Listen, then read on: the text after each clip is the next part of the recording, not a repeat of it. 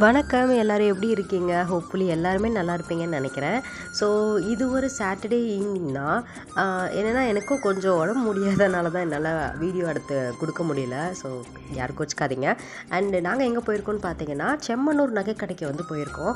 So இது வந்து மதுரையில் எனக்கு ஒன் ஆஃப் த பெஸ்ட்டு நகைக்கடைன்னு கூட சொல்லலாம். ஜுவல்லரி ஷாப் கூட சொல்லலாம். ஏன்னா எனக்கு நான் ரொம்ப நாளாக நாங்கள் வந்து இங்கே தான் வாங்கிட்டுருக்கோம். அண்டு நான் வந்து உள்ள டைமண்ட் செக்ஷன் போயிட்டு எனக்கு வந்து ஷார்ட்டாக வாங்கலாமே அப்படின்னு சொல்லிட்டு நான் வந்து ஃபுல்லாக செக் பண்ணி போட்டு பார்த்துட்டே இருந்தேன்.